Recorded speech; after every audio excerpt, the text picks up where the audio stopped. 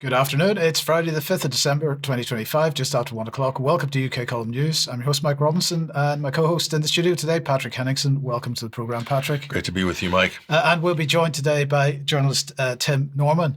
Now, later in the programme, we're going to be covering the Eurovision Song Contest. We're going to be looking at censorship. We'll have a Ukraine update, the latest on potential military action in Venezuela, and, news of a pretty big donation to reform.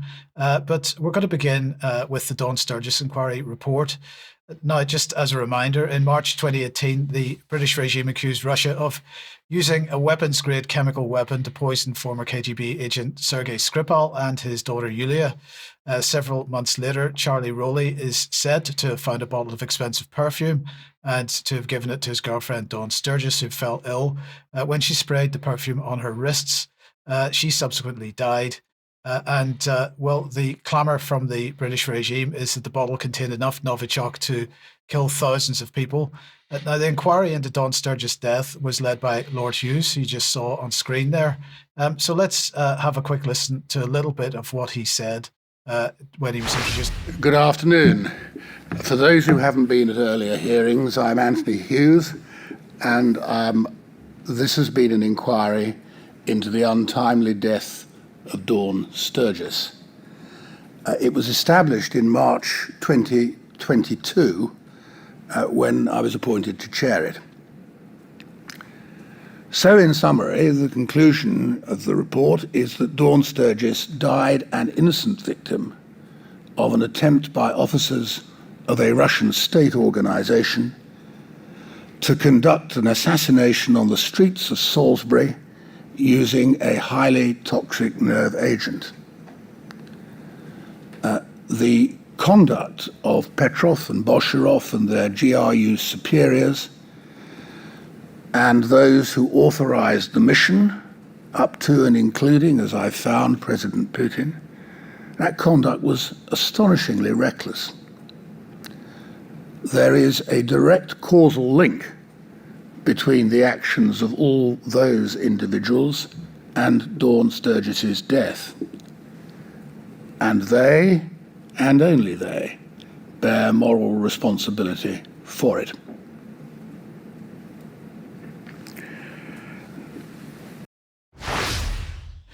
So I'd like to welcome Tim Norman to the programme. And Tim, I suppose my first question is there a direct causal link between the death of Dawn Sturgess and an alleged Novichok attack in Salisbury? Well, that all hinges on the question of this bottle. That's the causal link that the UK establishment and Lord Hughes is trying to make, because this is the bottle that, as he said in the introduction, allegedly was picked up by Dawn Sturgess's boyfriend and given to her. But it's very important to understand that his testimony is the sole foundation of this entire narrative, whereby he picked up a bottle, gave it to Dawn, she sprayed herself, which is a question in itself when you think about a chemical weapon. Would you really spray that? But that is a narrative. And then she died, and he calls the ambulance. That entire section of story belongs only to Charlie Rowley, and Charlie Rowley is a admitted alcoholic and a heroin addict, and indeed a convicted petty criminal, whose previous girlfriend 2 years before had died of a heroin overdose in his flat, in his presence. He just put her to bed, knowing that she'd taken a heroin overdose, and she died. So he didn't appear before the inquiry, and this is really the critical factor, I think, that shows how the inquiry sort of failed the Sturgess family in many respects, because he's the key witness, and the inquiry simply failed to produce him. I would suggest, because if they did, everyone would see for themselves that he's an extremely unreliable witness, and the narrative had a very, very shaky foundations. If for him not appearing at the inquiry? Beg your pardon, sorry. What reason did they give that he did not appear at the inquiry? Health issues. He's, apparently had his memory affected by Novichok. So the inquiry has to rely on 6-year-old transcripts of police interviews that he gave at the time. And there's some of them are sort of bordering on the comical. There's the police are effectively trying to suggest to him that he found this bottle. They don't really know. He doesn't know where. He denies he doesn't recognise the packaging when it's showed to him in the first instance. He says, I think I found it on the floor. It might have fallen out of my pocket. It could have been in Amesbury. It could have been in Salisbury. I don't know. He just simply has a blank on it. Yeah. Yeah. Okay. Well, look, we will come back to the bottle a little bit later, but I suppose the next question is this, because the inquiry nearly didn't happen, and the result, well, perhaps the result of it demonstrates that it shouldn't have. But anyway, the question is, why did the inquiry nearly not happen? Because you have a couple of articles here. This is BBC from 2020. Is that scope of Novichok victims inquest must be reconsidered? But also there's another one here from Sky News, which is saying that the Home Secretary had effectively, had effectively put a secrecy order on the Salisbury inquiry. So what? How did this inquiry actually come about in the first place? Well, that's it. I mean, when you hear Lord Hughes speaking, as we just did, you'd be forgiven for thinking that the British establishment established this inquiry purely to help the Sturgess family understand what happened to their loved one, and in interest of transparency and due process and justice and so forth. But in fact, what happened is the original coroner in 2019 is called David Ridley. He was Wiltshire's chief coroner. Held a very limited inquest, and he said, I don't want to investigate Russian state culpability in Dawn Sturgess's death, and I'm not even going to investigate the provenance of the Novichok, where this Novichok chemical weapon allegedly came from. And so the family objected to this, and with Michael Mansfield, the barrister, they took the Home Office to court effectively, and that's what that first slide shows. It's that they won their case against the government effectively, and that's what forced the government to set up this inquiry. Of course, the irony of a public inquiry is that you can hold sessions in secret behind closed doors, unlike a coroner's inquest, which actually is fully transparent and held completely in the, if you like, in the public eye. Yes. And then, sorry, go ahead. I was just going to say then. So then, once and it took years before the inquiry, as we know, it took 7 years really from Dawn's death until the hearings, and yes. Priti Patel, the Home Secretary back in 2022, made certain that even before, the chair was able to look at the documents, there would be documents that were redacted from the chair, even from Lord Hughes, and prevented from being shown to the Sturgess family, which goes to show how genuinely committed this inquiry was to actually getting to the truth as far as the Sturgess family is concerned. Have you any thoughts on that just before we move on? Tim, it's just incredible. It just strikes me that we have the longest running criminal investigation in British history. We have no evidence signed off by any judge. We have no murder weapon. We have really no confirmed crime scene. We have no chief witness. And we have, well, initially we didn't have a dead victim from Novichok, but it seems like Dawn Sturgess has been, in a way, kind of moved into this position. If we look at just the lack of the cohesiveness of the case that's being made here, and the lack of any criminal due process from this, it almost seems like Dawn Sturgess is an incidental accessory to shore up a narrative that Novichok is a deadly nerve agent, because apparently we're told it didn't kill the Skripals. And by the way, where are the Skripals? We'll get to that in a moment. But Tim, this isn't really, it's incredible that this hasn't really gone through any real criminal, legal or criminal due process.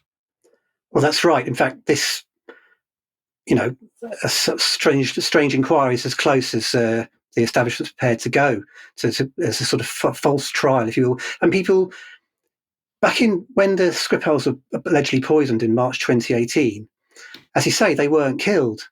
And Yulia recovered. We can go into a bit more detail about that later, maybe. And then Sergei recovered, and they were both released from hospital. So this is before Dawn Sturgess died. And so we had this kind of period of calm, if you like, for the people of Salisbury, where both victims had recovered, they'd been released from hospital. And the New York Times, for example, published an article where they went to Salisbury and interviewed some of the people in Salisbury who were saying, well, I think if Mr. Putin had wanted to kill somebody, they'd be dead. And, I don't think we're ever going to get to the bottom of this. And they were expecting, so scepticism from the people of Salisbury being expressed in the New York Times, hardly a minor publication. And then, once we got to this point, then this sort of second act of the whole Novichok poisoning began, and Dawn died. She effectively died in Charlie Rowley's flat. She had a heart attack and brain damage. By the time the paramedics came, they revived her, but she had suffered catastrophic brain damage, and she technically died 8 days later when they turned off her life support system. And then Charlie Rowley woke up 2 days after that. And then, of course, the bottle was found in his flat after he woke up. So this suggestion that the sort of bottle was found in a bin really was given to him, and you can actually see that in the transcripts of the interviews that he was giving to the police at the time. You can see the suggestion really first comes from the police that he found this bottle somewhere, because he's as I say, he doesn't really remember anything about it, although he does remember very clearly that it was wrapped in plastic, and that's another detail which the inquiry has to deal with. It so it has to engineer some answers as to why this bottle was in two pieces and wrapped, as it were, as if new, in a box. Well, look, let's see if we can deal with this bottle once and for all here, because first of all, let's bring up the page from the Dawn Sturgess inquiry report here. So that's the front page of the Dawn Sturgess inquiry report, and highlighted here is section 4.71. The larger sachet had been cut open unevenly. The sachets appeared, particularly the smaller of the two, to have both original manufacturer's sealed edges, but also an additional heat seals consistent with subsequent application by the kind of domestic sealer readily available for kitchen or similar use. Those additional heat seals were consistent with the bottle having been used in the Salisbury event involving Sergei and Yulia Skripal and crudely repackaged before being abandoned. This seems like such a ridiculous narrative, Tim. Well, it seems to me that it's a sort of a narrative that's being engineered around the evidence that Charlie Rowley presented, because although, as we discussed, he has virtually no memory of where he found the bottle, he had a very clear memory of opening the bottle, cutting open the plastic, and indeed spilling the contents of the bottle on his hands. He tried to put this applicator on the top of it. And so the inquiry then has to try and answer this question of how did the bottle come to be sealed, if it was the bottle that was used to contaminate Skripal's door. And there's a sub-theory that it's a backup bottle, but really then why would there need to be a bottle at all? It could have been anything if that wasn't the bottle. Right. So, sorry, just let me interrupt for a second, because you've just said that Charlie Rowley spilled it over his hands. We'll come back to this in a second. What I want to just mention here in passing here, that this man, Hamish de Breton Gordon, if we can get him up on screen here, he was rolled out back in 2018 to terrify us all at that time about this, with a headline in the Telegraph, why Novichok could be Russia's most terrifying weapon in a war with the West. But look, we have, I want to show a short clip from yesterday's Channel 4 News report on this. Well, guess who they rolled out? But let's watch this. And it was 3 GRU men who travelled to the UK to try to kill her father 8 years later under aliases. They were, in reality, Alexander Mishkin, Anatoly Chapiga and Denis Sergeyev, who stayed in London while the other two travelled to Salisbury, smearing Novichok on Skripal's door handle. The pair then discarded the perfume bottle containing it before travelling back to Russia. We're talking about something called Novichok, the most deadly chemical ever manufactured by man.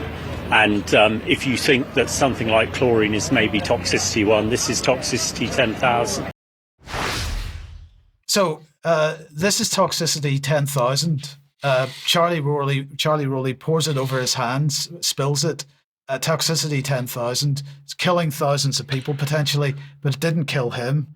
That's quite amazing. Deadliest nerve agent known to man, 10 times more deadly than VX gas.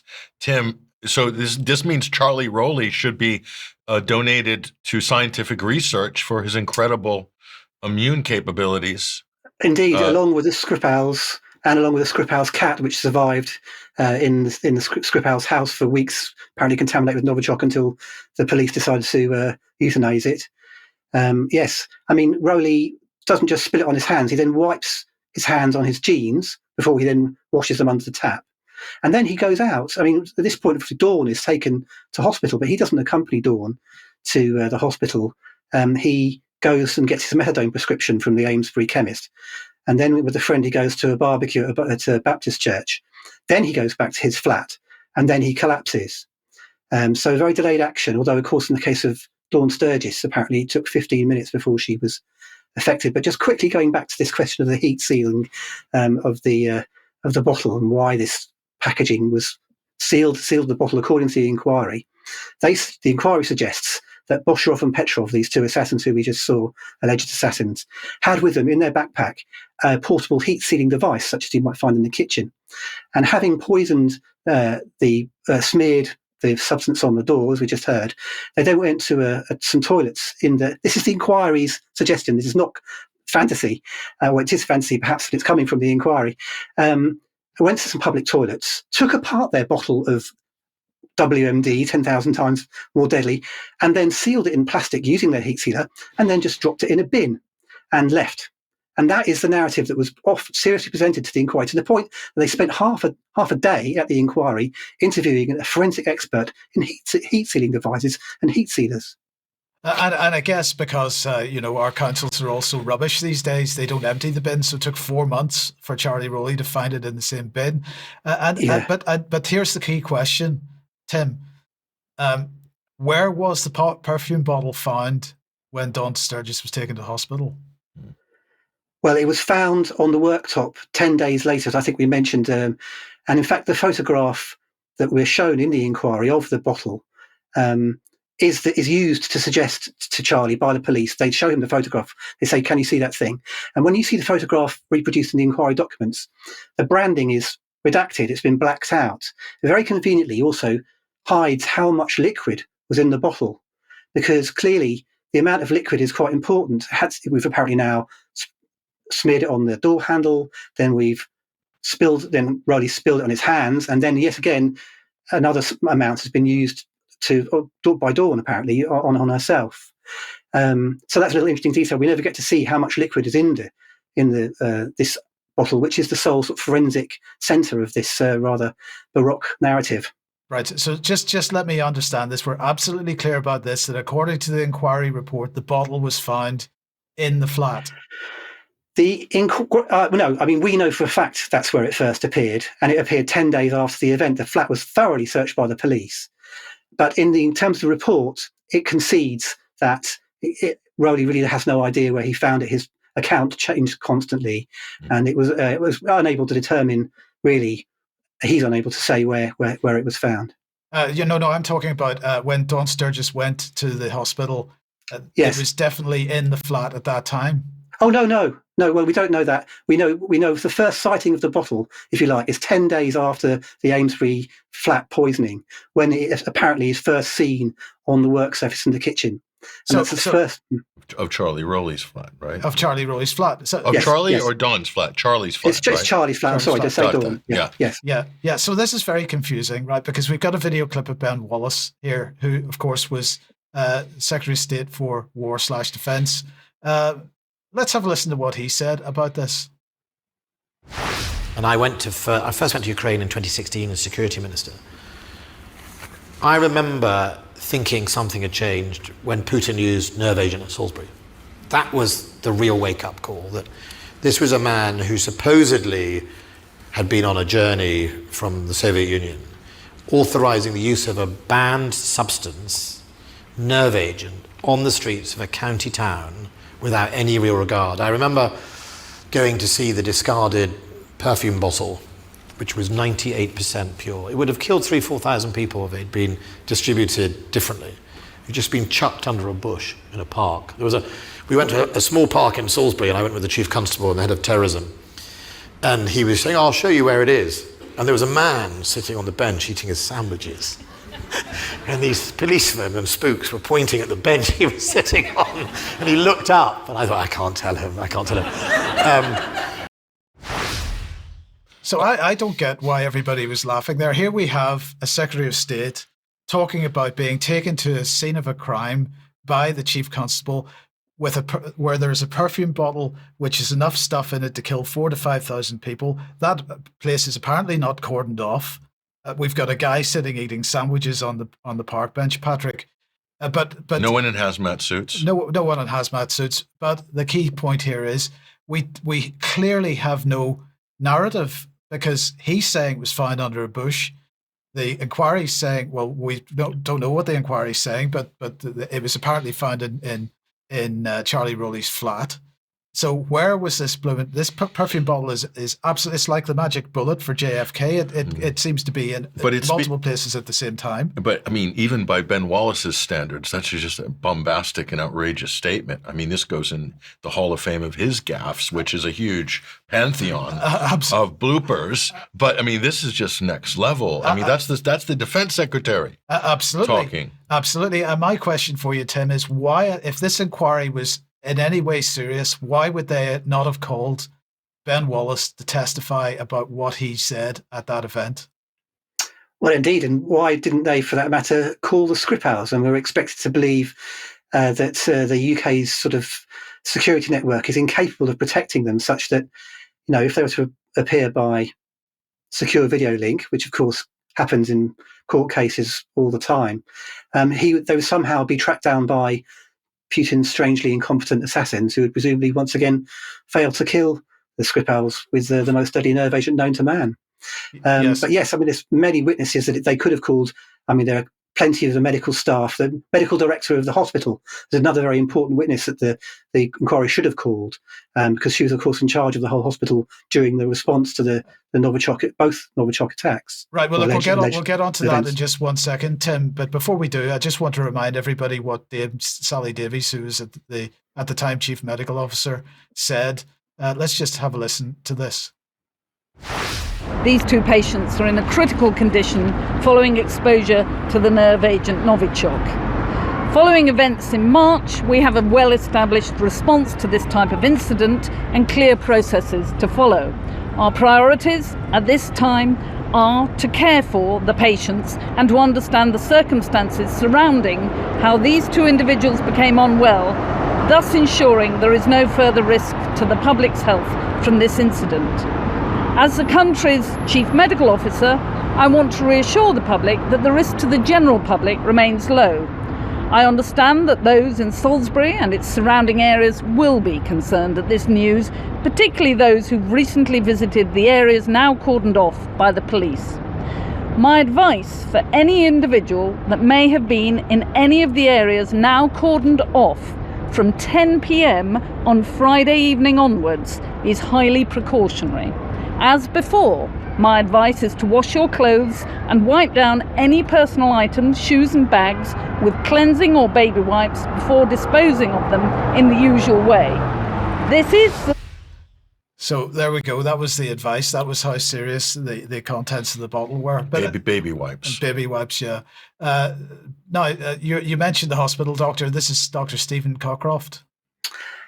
Well, no, I was referring to Christine Blanchard, but actually Stephen Cockcroft is a very interesting witness who appeared before the inquiry, and he was the senior ICU consultant who was present when the Skripals were brought in to the ICU on the afternoon 4th of March 2018.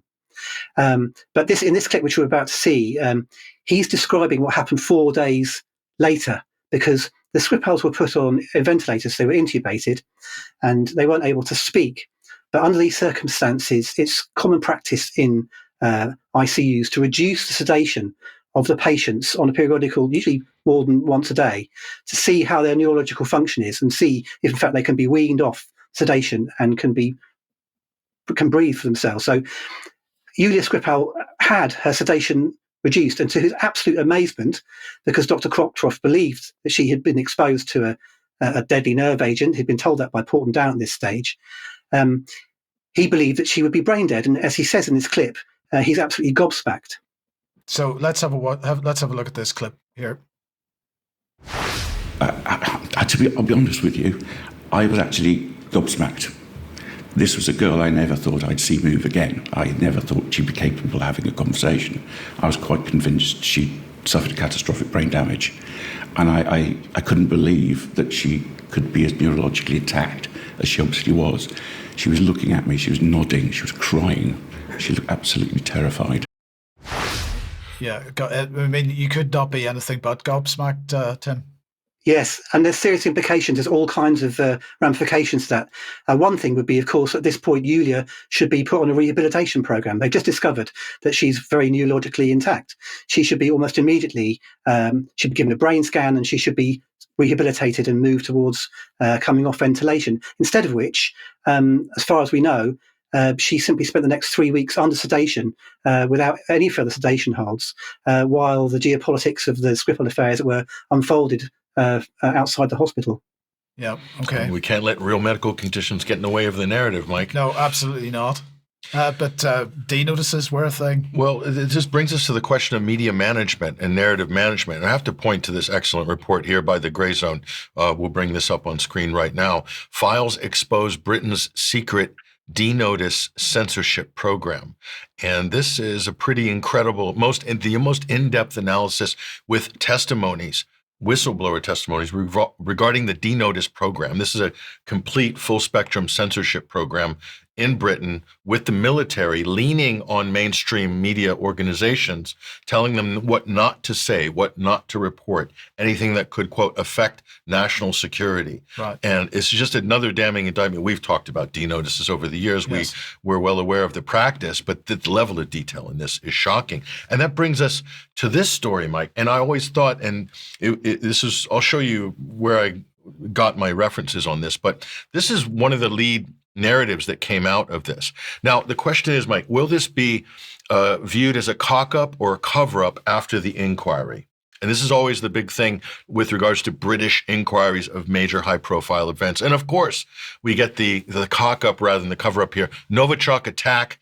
MI5 left ex-Russian spy Sergei Skripal alarmingly accessible to Putin's assassins. They didn't do enough to protect Sergei Skripal. We need more resources for MI5. We need more funding for MI5. And so this was a cock-up by the system. And you know what? There's form here.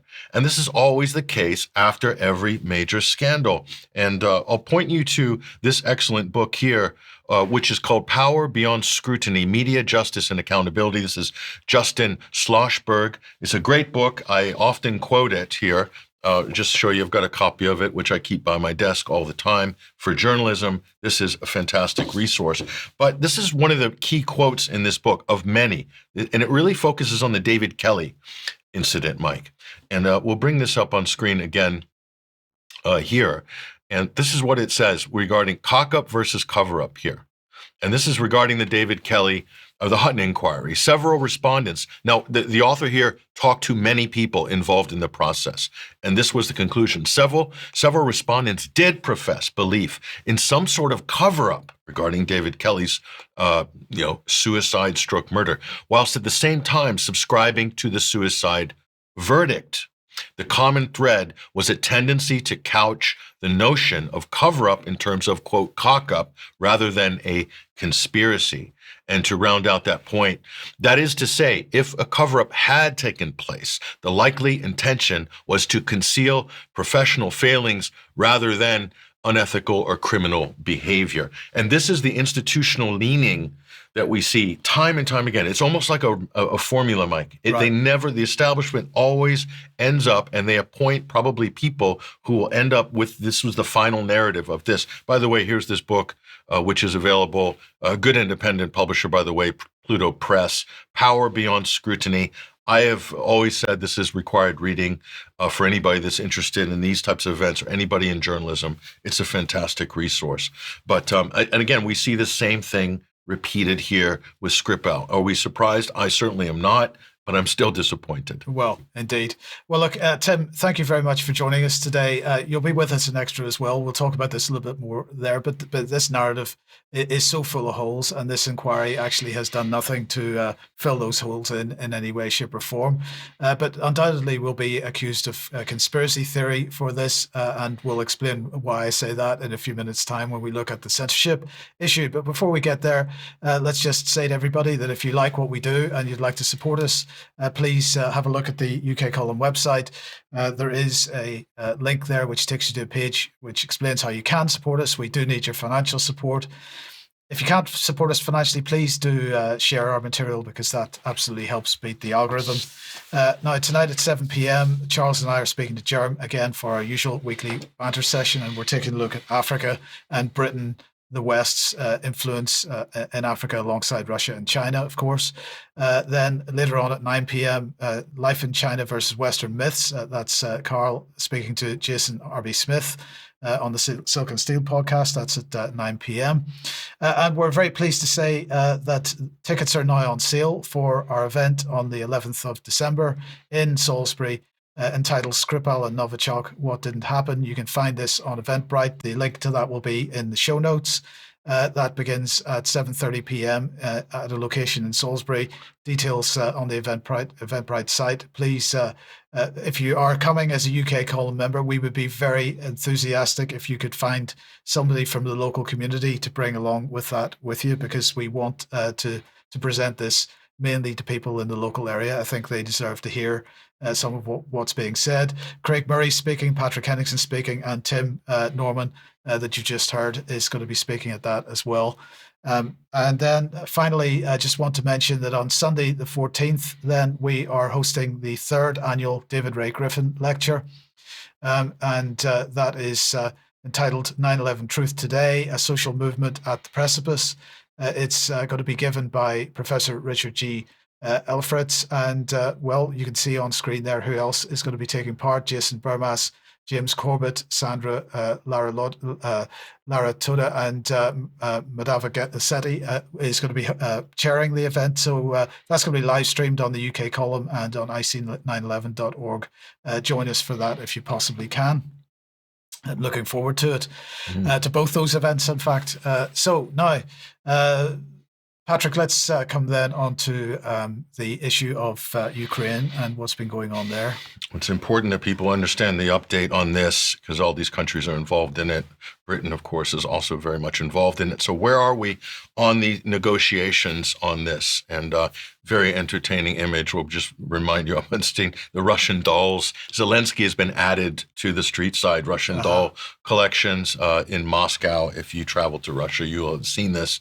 It's very interesting indeed. Now, how's the media reacting, Mike, to some of the recent statements regarding what Russia's saying, what the U.S. is saying? Here's The Guardian straight up, and you can see that this is the level of propaganda. You see the headline, Russia is ready for war with Europe. Of course, when you read the text, Mike, in the context of this is a much broader conversation. But it's interesting how the warmongering Guardian has chosen to use that as their headline. Here is the actual statement in context from President Putin. And this should be a real wake-up call, I think, for all of the warmongers in NATO land, at least the European branch of NATO. Listen to this. Europeans are not silent. They are upset about being sidelined from the talks on a Ukraine peace deal. But I want to note that nobody sidelined them. They sidelined themselves. For a time, we had close contacts with them. Then they abruptly cut ties with Russia.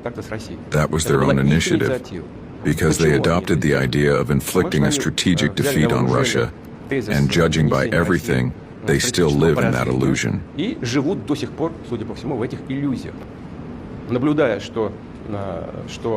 Seeing that they don't like today's results, they have started obstructing the current U.S. administration and President Trump from achieving peace through negotiations.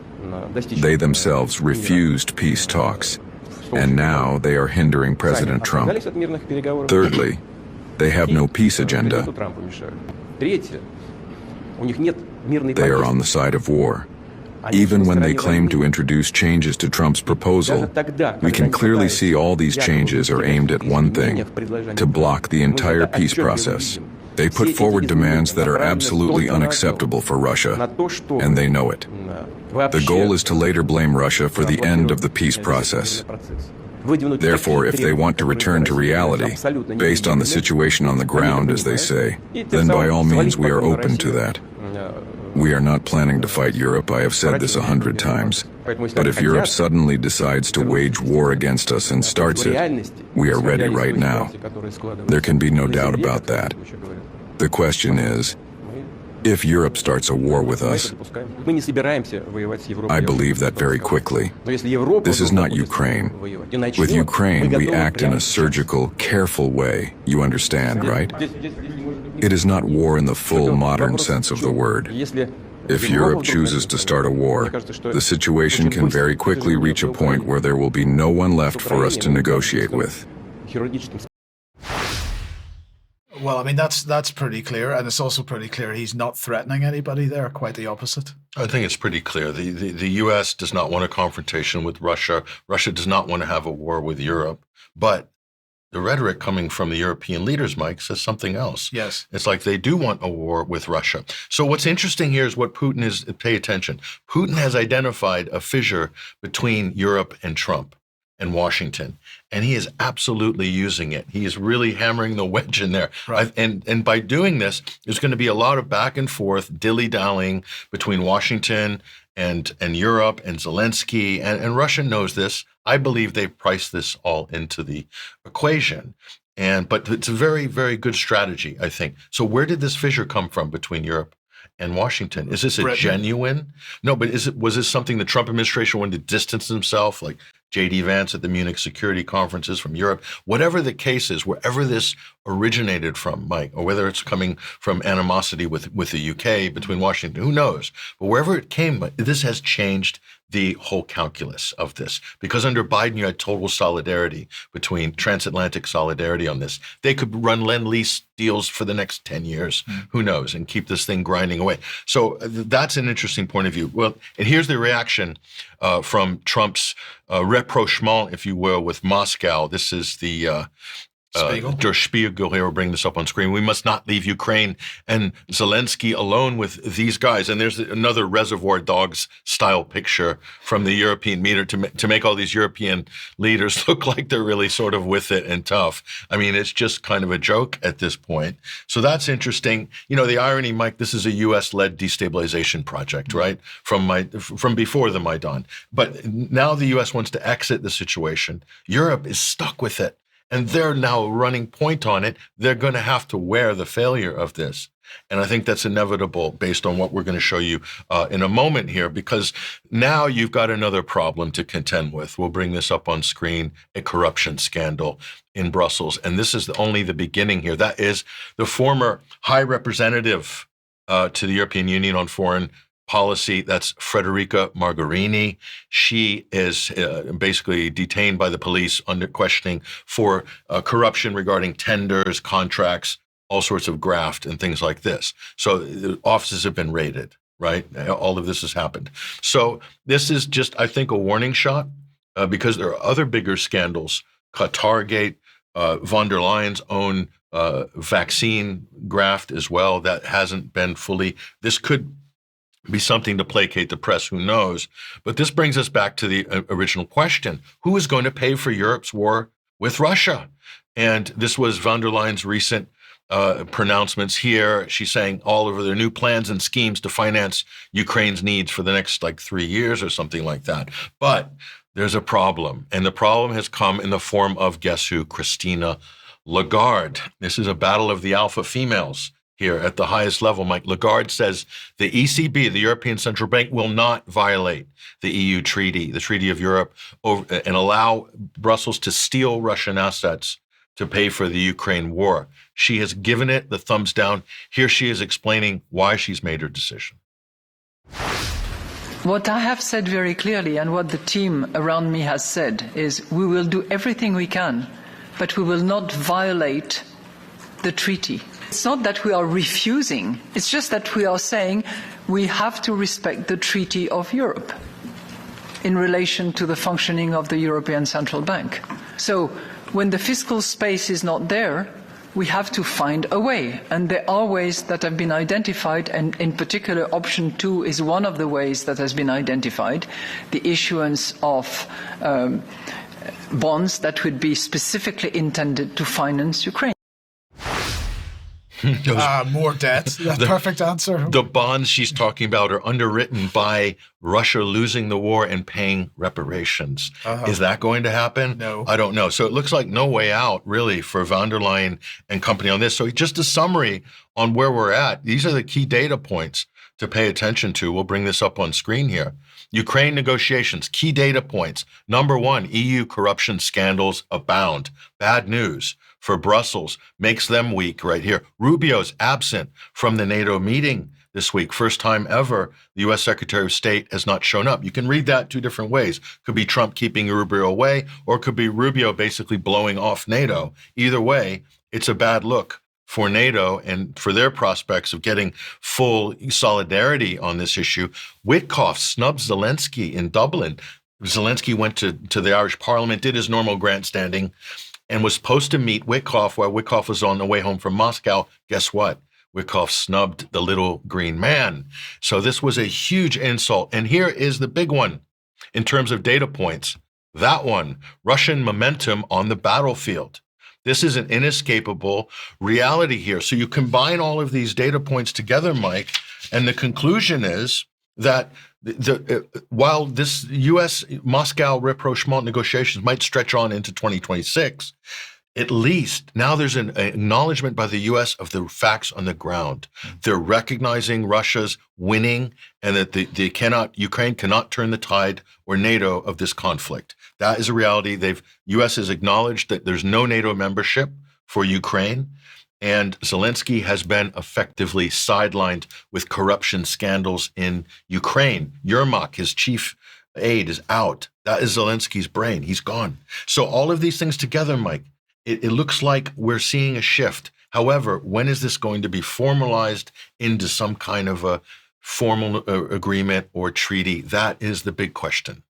It is, but the Europeans will kick and scream as long as they possibly can. Or the UK, who arguably helped the Ukrainians to hit oil tankers in the Black Sea, right, causing a huge environmental catastrophe in order to basically sabotage these negotiations. So that's continuing. And what's Russia's reaction? They're ramping up their timetable on Odessa. Yeah. So well done, NATO. Brilliant. Brilliant. Okay, well, let's move on then, because trouble at Eurovision. So let's bring Eurovision on. And well, for those non-Europeans who don't know what Eurovision is, it's a so-called song contest where European countries compete to win with cheesy tunes and cheesier performers. Now, it's always been highly politicized, and up until recent years, the winner was chosen by a selected panel of national representatives who would always vote for their geopolitical buddies. But in more recent years, an effort to lose this politicization has been brought in and possibly also to skim cash from the general public, of course, because they introduced a popular vote via a phone-in.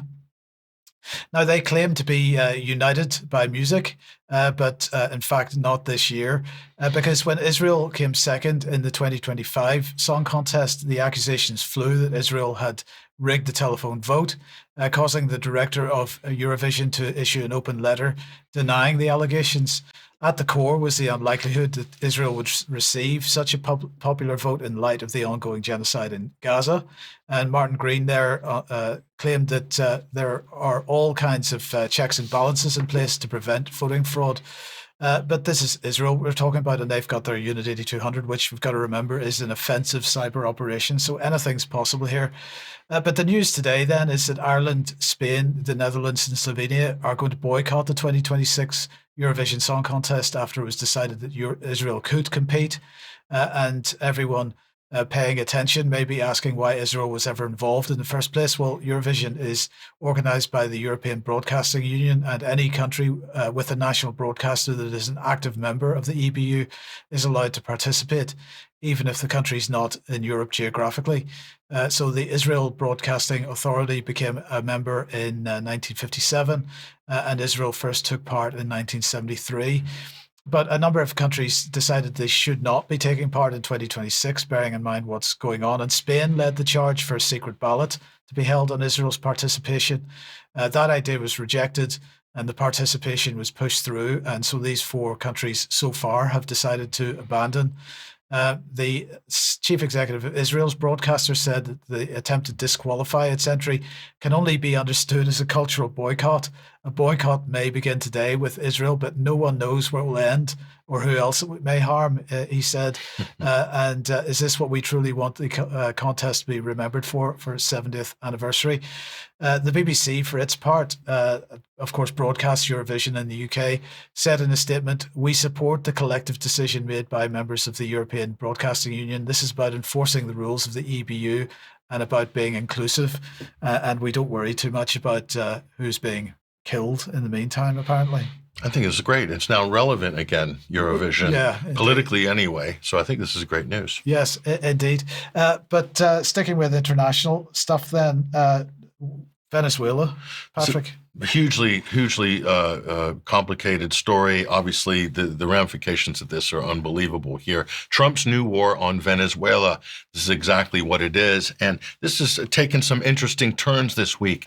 And we'll look at that, especially regarding the self-declared Secretary of War. His name is Pete Hegseth here. And the controversy is over this. It's the Venezuelan boat strike fallout here. They're calling it the double tap.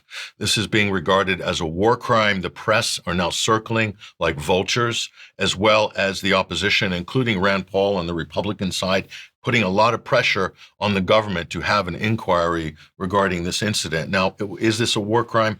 Is it not a war crime? This is obviously part of the national debate right now, but you can see clearly that this has damaged the Trump administration here. We'll bring this up on screen. Trump's Venezuelan boat strikes fuel war crime allegations. Are they legal? This is CBS News. So this is dominating the political conversation here. Certainly there's grounds for impeachment for Hegseth, but more than that, he would basically go under trial first in front of Congress, and then if it goes any further for war crimes, probably would get pardoned by Trump, because Trump has this habit of pardoning anybody who's a criminal, basically. I'll show you one in a minute. But this is what a defiant Hegseth tweeted. We'll bring this up on screen right now on his X account. This is a children's book called Franklin, and he's made his own cover. Franklin targets narco-terrorists. So, I mean, this is the maturity of the current defense secretary, calls himself the war secretary. This is the sort of stuff he's putting out. And if you think this is bad, he had to double down on this because he got a lot of stick for this. So what does he do? He goes and sticks this silly mem outside of the Department of Defense there. And that's Hegseth. You can see the tattoos on his forearm. His body is completely covered with tattoos. He's very proud of the fact that he's done this here. So the people who are circling the wagons on this, Mike, have pointed out that Hegseth has incriminated himself by basically previously last month calling for a change in the rules of engagement. So if there is a trial, what I'm going to show you is going to be evidence exhibit number 1. Watch this. We are preparing every day. We have to be prepared for war, not for defense. We're training warriors, not defenders. We fight wars to win, not to defend. Defense is something you do all the time. It's inherently reactionary and can lead to overuse, overreach, and mission creep. War is something you do sparingly, on our own terms, and with clear aims. We fight to win. We unleash overwhelming and punishing violence on the enemy. We also don't fight with stupid rules of engagement. We untie the hands of our warfighters to intimidate, demoralize, hunt, and kill the enemies of our country. No more politically correct and overbearing rules of engagement. Just common sense, maximum lethality, and authority for warfighters. That's all I ever wanted as a platoon leader. Platoon leader. We got a platoon leader as the head of the Pentagon. Great. So who are the enemies of the United States? Well, with this new rule book that Hegseth and Trump are trying to foist on the United States and the world, if you can call someone a, quote, narco-terrorist, this is a new term, narco-terrorist, then basically it's carte blanche. You don't need any due process. You can just kill whoever and do it extrajudiciously and so forth with extreme prejudice. And so, and this is something that's also happened here. And if you pay attention to this story, this is from the Wall Street Journal here. Hegseth asked top admiral to resign after months of discord. So basically, he's pushing out anybody who wants to follow the law or comply with the law. We're talking about the U.S. military code, the laws of war, and the Geneva Conventions, okay? Hegseth's pushing out people who are doing that. Now, do you remember a couple months ago when they hit a Colombian narco sub after this boat incident? Yes. This boat incident took place, this double tap, in end of September. After that, they hit a narco submarine in the Pacific, okay? What happened? They went and rescued the people who were survived from that. There was a change in policy. Why? Because there was a change of command at JSOC, or at this level of this operation, whereby they had already internally recognized that this was a war crime, you see. So this has been stewing under the surface. This is why the Washington Post had 7 sources confirm the story last week. And then Hegseth and Trump both lied to the public. They denied it happened. Then they changed the story. Then they changed the story again. So they've lied, and you've got war crime, evidence of a war crime here. I mean, this is not good for the United States. Now, the British reaction, Mike, was quite quick early on. This was from last week here. We'll bring this up on screen. The UK paused intelligence sharing with the US on suspected, quote, drug vessels in the Caribbean because Britain didn't want to be implicated in any potential war crimes. So hats off to the British for recognizing the precariousness of this. But again, the wagons are circling. Again, Watchdog finds Hegseth violated Pentagon protocol in the Signalgate affair. You remember that? Yes. That was months ago. So they're lopping one after the other.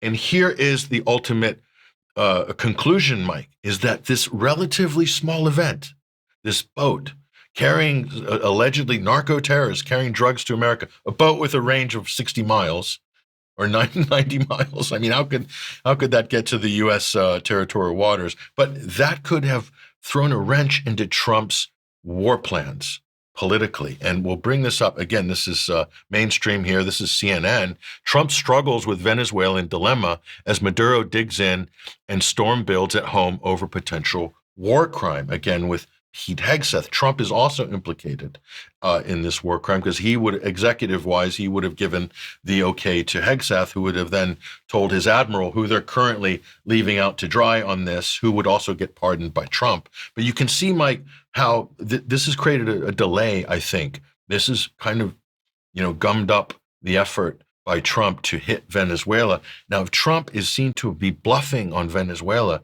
that's it. I don't think you can pull this one again.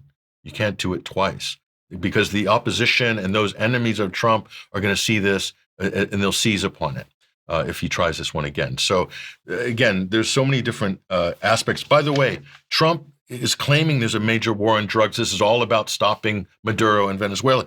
Trump just pardoned one of the biggest drug traffickers this week, former Honduran president Juan Orlando Hernandez, who did a 45-year sentence in a U.S. federal prison. He's in a U.S. clink for 40 tons of cocaine, trafficking it into the United States.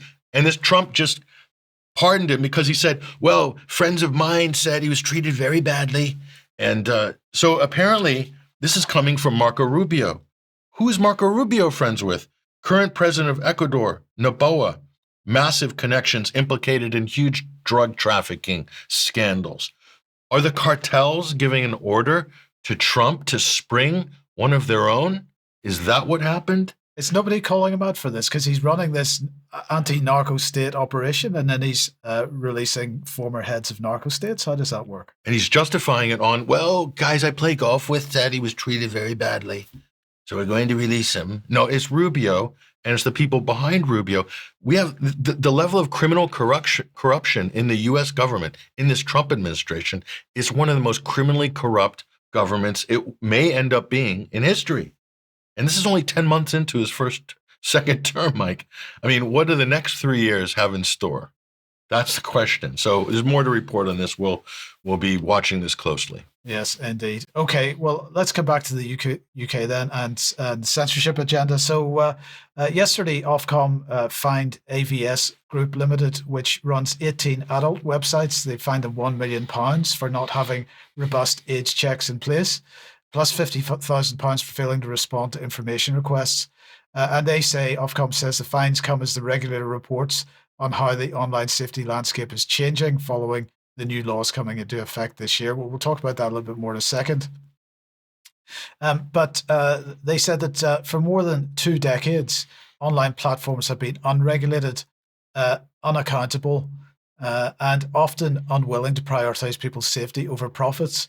And they said that illegal content duties under the Act came into force in March. And then it goes on to say that new Ofcom research shows that 58% of parents believe the measures in the Ofcom's codes of practice are already improving the safety of UK children online, and that 67% feel the measures will make a difference in the future, and that 36% have noticed the potential impact on their child's online safety. So this is quite an incredible claim that they're making, and they're saying that they're making sure that tech firms assess the risk their platforms pose to UK users and take appropriate steps to address those risks. And they're particularly claiming that these platforms are having to deal with age checks and other child protections. And they're also saying that that the platforms most used by kids, including Facebook, Instagram, Pinterest, TikTok, YouTube, Roblox, and Snap, must tell Ofcom what they're doing to keep children safe. And I'm just going to ask, how's that going, Ofcom? Because the YouTuber Schlepp built a huge following on YouTube, tracking down alleged child predators on Roblox before he was kicked off. And so the platform is facing multiple lawsuits, as Roblox we're talking about, over child safety. And the truth is, as we've mentioned many times, that Ofcom is doing nothing to protect children from grooming and is merely using child protection as a front for the digital ID rollout, which is what this age verification thing is all about. So that's where they are with that. Now, moving on then, I just want to mention the fact that the wonderful people at NewsGuard, this organization that is there to protect us all and make sure that only trustworthy news sources are seen by everybody, has sent us their annual email. So let's bring it up on screen here. So there it is. Good afternoon. I'm writing from NewsGuard, a company that rates news and information websites for reliability. We assess each site based on 9 apolitical journalistic criteria and assign a 0 to 100 trust score based on those criteria. Our rating process and criteria can be found in the links on screen at the moment. So anyway, they have asked us for comment because they find some of our content inappropriate. So I just wanted to highlight the particular articles that they do find inappropriate, with a view to suggesting to people that you might want to pay particular attention to them. So the first thing that they were criticizing was this, Patrick, your news program with Brian from the 20th of November. And they were very upset about Brian's statistics on Ukrainian deaths. And because apparently The Economist said something different. So that was the basis of their complaints. So the CIA was upset about... No, hold on. We'll come on to that in a second. Was upset about the casualty numbers Brian was presenting. I got it. Yeah, absolutely. And discussing an inconvenient truth with Del Bigtree. That was my interview with Del Bigtree. That was also deeply upsetting to them. And then, of course, green bottles, yellow cylinders, and the increasingly fantastical claims made in support of Syria chemical weapons narrative, part 4 by Dr. Piers Robinson. That is absolutely problematic to them. And the final example that they had was the question of whether vaccines have ever worked, one of germ warfare's. Roman Bystrionic, co-author of Dissolving Illusions, absolutely. one of the history of vaccines. Great book, by the way. Joe Rogan was promoting that book.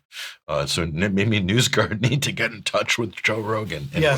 Yes. So the question then is, what is NewsGuard and what are they all about, Patrick? Good question. Well, according to a 2023 question in the European Parliament, NewsGuard's advisory boards, as you pointed out to me earlier before the program, Patrick, includes Michael Hayden, former head of the CIA and NSA, and also Tom Ridge, the former U.S. Secretary of Homeland Security. Wait, hold on. So this is headed by a former CIA director. Well, he's on the advisory board. Yes. Oh, he's chairman of the board, or I think he's chairman, isn't he? Michael Hayden. He's anyway, of the advisory board. Wow. So it's full of spooks, including the head of the CIA. That's great. Very reassuring. Absolutely. And then we've got other formerly senior U.S. government officials, including ex-heads of the security, defense, intelligence institutions.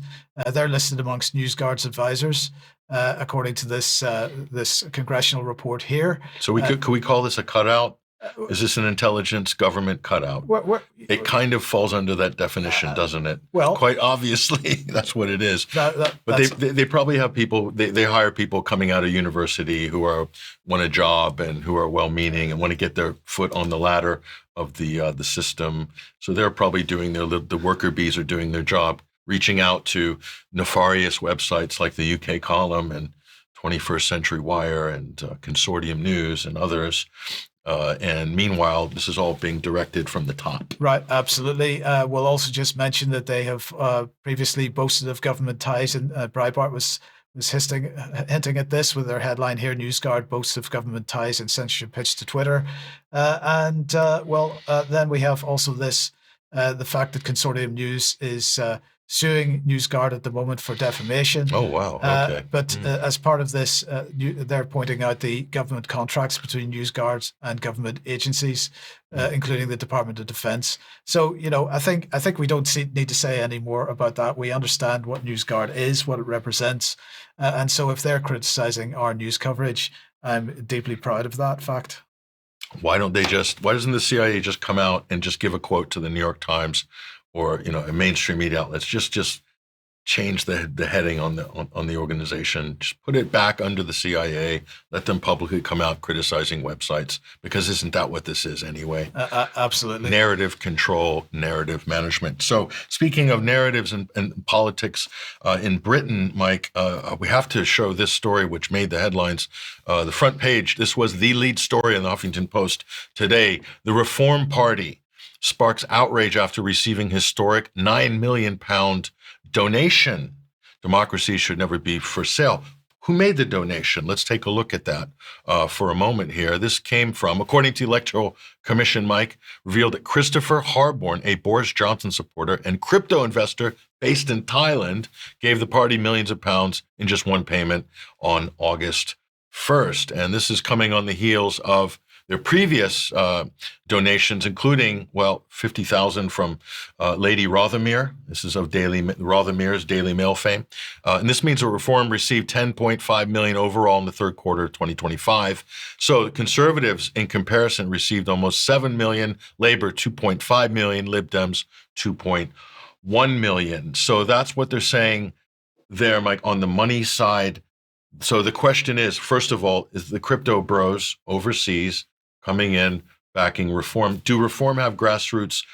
Do they have a ground game, first of all, for local elections to be able to have the kind of gains that have been attributed to the hype surrounding Reform?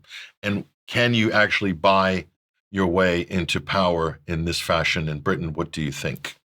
We can talk about that in extra because we're absolutely out of time for now. I think they probably can, but we'll discuss that more in extra. Yeah. Brilliant. So we'll have more analysis on this in extra, and we'll also be talking about Nigel Farage as will he or will he not be head of the party by the time the next general election rolls around. So all of that and more.